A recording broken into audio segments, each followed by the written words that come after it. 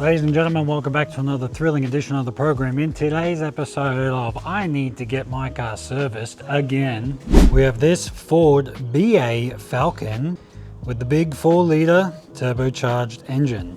Now, that sounds weird because they're all 4-litre in these Falcons, and some of them have turbo, some of them don't. But what's interesting about this vehicle is, if you remember this vehicle, if you check the channel, if you go back, you'll see here, I changed the clutch on this vehicle a while ago and it's still going smooth, still going great. I also changed the coil packs and the spark plugs on it at the same time because he was told he needed a new gearbox at that time, but he didn't. He just needed a throw-up bearing. But that's done, that's sorted. So now what we will be doing is the following.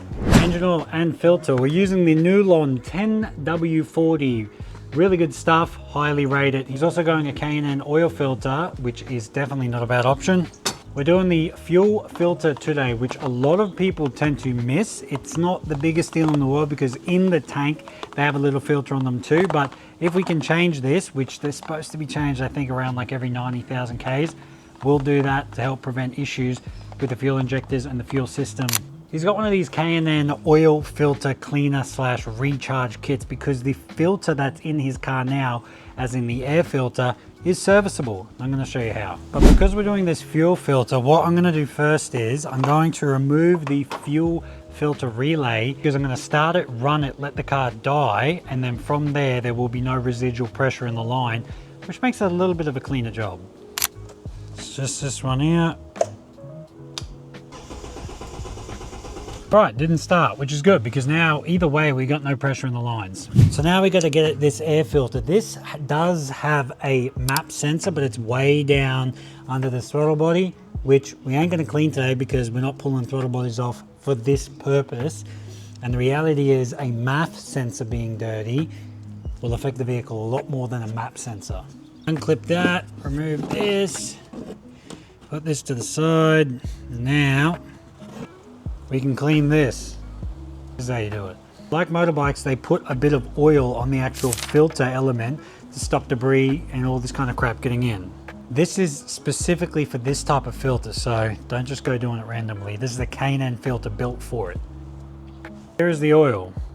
You can get this in a few different ways. The spray is way easier to apply, so this is what we're gonna do. Don't spray the clean side, you spray the dirty side. Don't be shy, give it a good heavy coating. This thing hasn't been out in a few years. We're gonna let that do its thing for a bit, start pulling that dirt out. We're gonna block this intake, clean this airbox.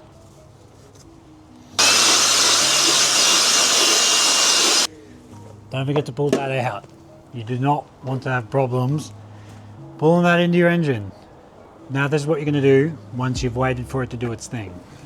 So we're working outside obviously, so we're going to use what we got to make the best of the job. So you run this through it and look at all that. Keep going until it comes out clear. You see in some spots it's way heavier than the other. Now obviously you want to go through the element here, have a look, make sure there's no crap, but it is about 1,000,000 times cleaner. Don't let the light reflection fool you. Been spraying it for ages. But because we don't mess around here, we're going another round of the cleaner. Now we're cleaning it again. We'll let it do its thing for a couple of minutes again. From there, give it a quick wash, then let it dry.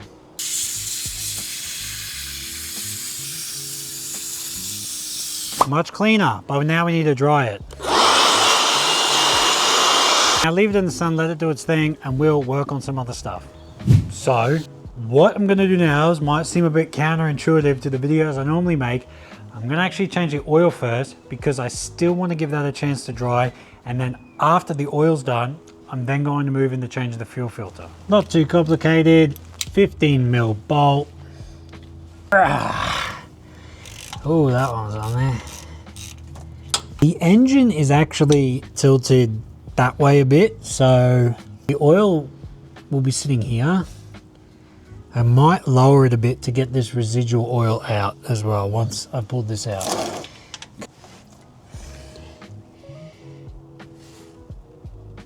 I don't know if you guys can see that, but that ain't too dirty. Almost looks like transmission fluid. Now I'm gonna leave you guys here because I'm gonna lower the thing and hopefully that doesn't crush the camera. Obviously, so I can get the rest of this oil out. You can probably see it now, how it's like leaning that way a bit. Still getting a ton of it out.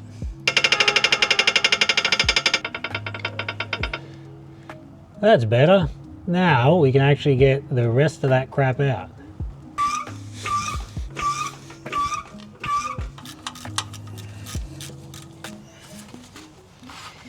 Dry everything off here, make it clean, so then we can actually see if there's any leaks later.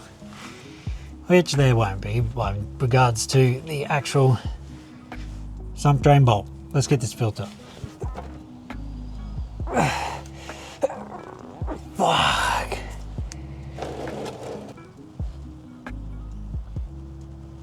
Oh. Okay. Alrighty. We're out of there. We're out of the woods now. We can get it off.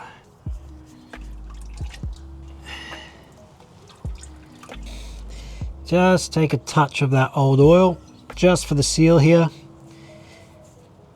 So then we can avoid that crap happening again.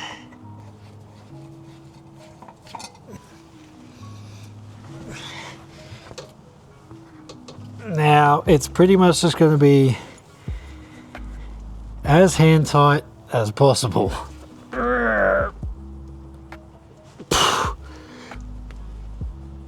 And that'll do. If it leaks, which it won't, we'll tighten it up more.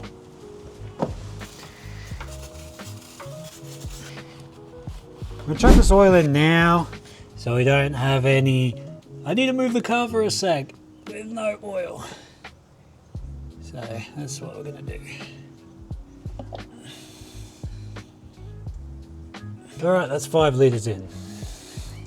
Now obviously it takes more. I think it takes like 6.8 litres. But it doesn't really matter because I'll chuck a bit more in, check the dipstick, and then we'll be alright. If I may make a point to the marketing team and or product and development team at Nulon, love your stuff, great stuff. I'm not going to buy it over Penrite though. Do you want to know why? It's not because I think Penrite is that much better. I don't actually know what you guys put in the bottle. It's not that it's that much cheaper. They're pretty much the same price. What the little difference is that makes the friggin' grade, there's no service sticker for me to rip off. So that is literally the decision I'm making between getting this and getting a Penrite bottle. Nulon. I know you'll probably never see this. I know you probably don't care. But I'm just telling you, put the service sticker we can peel off and put up on the windscreen, and I will buy your stuff more. Guaranteed revenue going up, and when it does, you can send me an affiliate check. Because the customer supplied all this stuff, remember, not me. Although I think it's absolutely fine and actually really like it. So now the engine oil has been topped up. What we're going to do is I'm going to crawl under and change this fuel filter, because by the time that's done, you're good to re-oil that air filter and throw it in. Into the car now. It is on the passenger side, so just keep that in mind. Don't jack up the driver's side. Get your jack stands under there. Make sure everything's secure. Make sure everything is safe. The wheels are on this as well, by the way. There it is. Now, what you'll be looking at is the fuel filter. This is riveted on because I don't know why you cannot actually remove this. It's not that difficult to put a bolt with some thread through there, but who cares about that, because we can get it off a different way. We're going to loosen this, take it all the way off, loosen this, take it all the way off, and then you just kind of push this forward, move that to the side, bada bing, bada boom, and you're done. Oh, yikes. Anything on this one, like so. Now, because these threads are so fine, you can pretty much just wind it out like so. And remember, don't freak out, this is just residual fuel in there, because this fuel filter holds fuel, as you can imagine. From there, push that forward, bend that back. That one in, very straightforward. Line that one up, move that in position. As usual, start all this stuff hand tight. Don't just go sending it in. Get it all going. That's pretty much bottomed out there. like so. All right, time to check on this air filter, see if it's dry. Here is my makeshift drying station. It is time to re-oil this K&N air filter. As you can see, I mean, I hope you can see, it is really clean now and dry. This is how you do it. Not rocket science. Take the can, shake it up a bit. You can see it's kind of like this grayish silver color at the moment. It should turn reddish, pinkish. Don't have to go crazy, but you can see it's turning red. Wipe the sides down to get any of that excess oil off, but as you can see, it's about as good as you're going to get, bar these being a bit moved about. A lot cleaner than it was, and it should help the performance quite a bit better. Now it is obviously extremely important we have this sealed correctly. There's no point in going through all of this for it to not seal. Hear that? That's the sound you want. Not too much pressure, just straight on, in. Simple, and now it is done. So to recap, oil filter, fuel filter, air filter, check over the rest of the car, make sure the coolant's good, make sure everything else is good, check the brakes, and from there, that's a job done. Don't be afraid to prime it a few times. Generally speaking, these petrols are pretty straightforward. Like that fuel pump will be pushing fuel into it, and it's not a very big filter. Let's see. Ooh.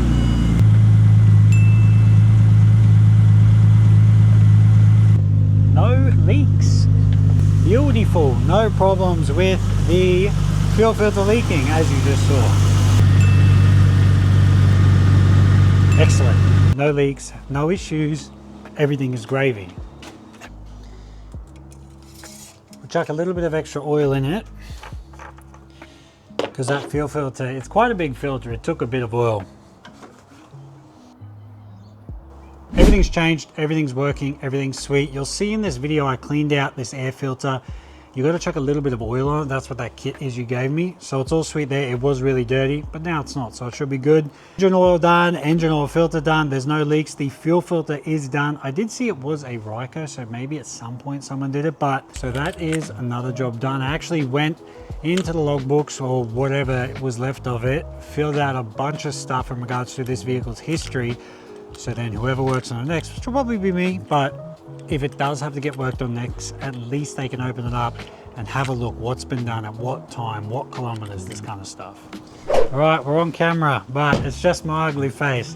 Giving the keys back to the customer. Customer's been a supporter of the channel and my work for a long time. If you check out this video here, I changed the clutch on this. Go check it out, it's a ripper video. But I'm gonna end the video here. Mr. Customer, how's it been dealing with me for this long? Oh, mate, every single time it's always good, mate. This time, yeah, no worries, no drama. Top notch, man. But you already knew that. All right, guys, thank you so much for watching. Like, share, subscribe, check out the other stuff. If you want to get in contact with me, hit up this Facebook page here. If you want to email me down below. If you want to buy something from the store, jump over to the store. I sell some cool stuff. And join the members section. Sign up today. It helps support the channel and keeps me producing these videos. Other than that, thank you so much again, guys. I'll see you in the next one. Peace.